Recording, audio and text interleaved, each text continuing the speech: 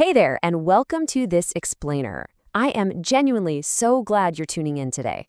Look, if you've been carrying the heavy weight of looming deadlines, mounting reading lists, and that quiet, lingering anxiety of academic pressure, I want you to just take a deep breath. You are in exactly the right place. Today, we're going to look at a really powerful narrative called The Cost of Tomorrow, and we're going to unpack the whole thing together. Just think of me as your mentor for the next few minutes. Okay, let's dive right in. I mean, be honest with yourself for a second. How many times have you told yourself, I'll just do it tomorrow? I want to validate exactly where you are right now because there is absolutely no shame here.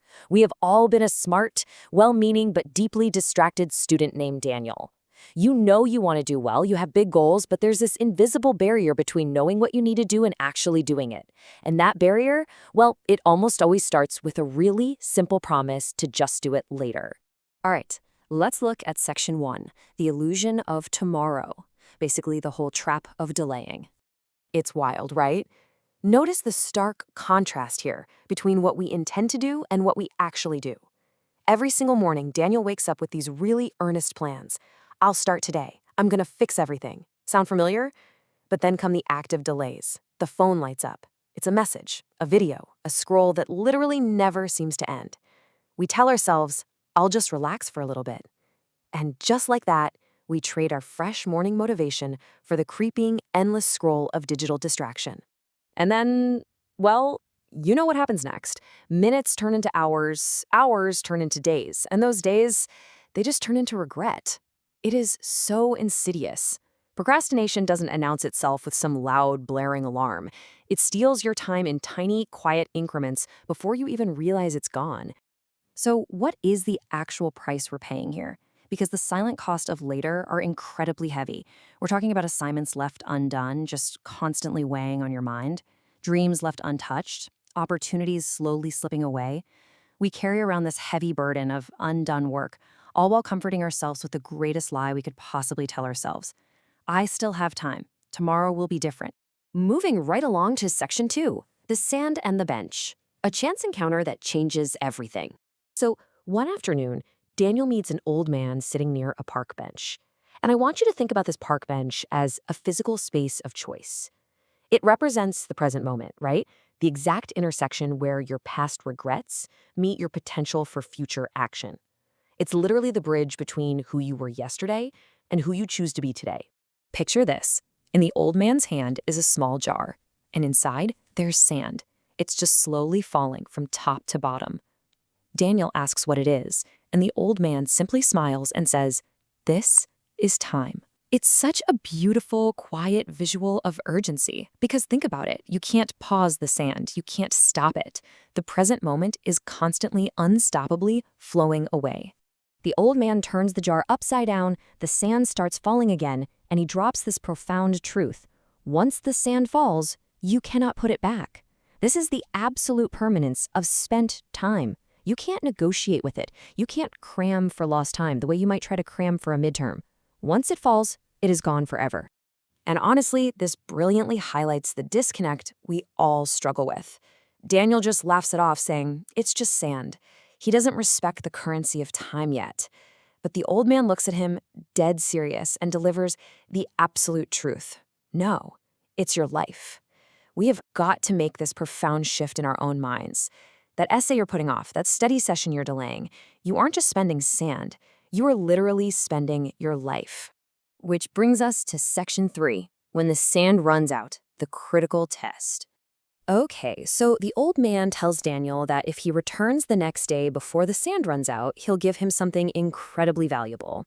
Let's walk through this timeline of failure because it is so relatable. Morning hits. Daniel wakes up, he remembers the promise. But by mid-morning, that old familiar thought creeps back in. I still have time. By the afternoon, he's watching a video, then another. I'll go later, he says. And finally, when later actually arrives, he reaches the park, but the bench is empty. The old man is gone. Later had quietly turned into too late. Only the jar remained on the bench. And the sand? It was completely finished. Daniel stood there, just totally silent. And it was in this crushing realization of an empty bench and an empty jar that a massive breakthrough happened. For the very first time, Daniel didn't say tomorrow. He finally understood there was absolutely no more time left to delay.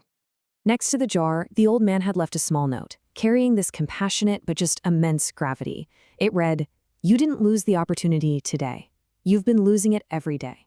It's a total gut punch, isn't it? It completely strips away the illusion that our procrastination is just a one-off mistake. No, it's a daily habit of loss. All right, section 4, the shift to action, deciding to change. Look, the shift wasn't some overnight success or instant result. It was an internal choice. And please, reassure yourself with this fact. True change isn't about suddenly waking up and becoming a perfect, hyper-productive student tomorrow morning. It's simply about an internal shift away from passive waiting. It is deciding right now, in this exact moment, that you are done waiting. So, how do we actually become active? Well, the source material lays out this transformation into 3 practical steps you can apply this very second. Step 1. Stop waiting for the perfect moment, the perfect study environment, or that magical burst of motivation. It isn't coming. Step 2. Start doing, even when you don't feel ready. And step 3. Push through, even when it is super uncomfortable. Action generates momentum, not the other way around. Now, to maintain this momentum, you have got to recognize the warning signs. In real life, we are all a little bit like Daniel. Your brain will literally try to protect you from the hard work of studying by offering up these traps. "I'll start tomorrow. I still have time. I'll do it later." Whenever you hear these phrases in your head, massive red flags should go up. Time doesn't wait. It just moves quietly. As the story reminds us so powerfully, don't wait for tomorrow, because tomorrow is where dreams go to disappear. That right there is the ultimate cost of delay. If you continually push your academic goals, your personal goals, your life to tomorrow, you're basically sending them into a void. Don't let your time quietly pass you by while you wait for a day that is never going to arrive. Which brings us to our final and honestly most important question. What are you going to do with the sand you have left today? Not tomorrow, today. The second this explainer is over, I want you to close this tab, open that textbook, or just start typing that first sentence. The sand is falling right now. Let's make it count.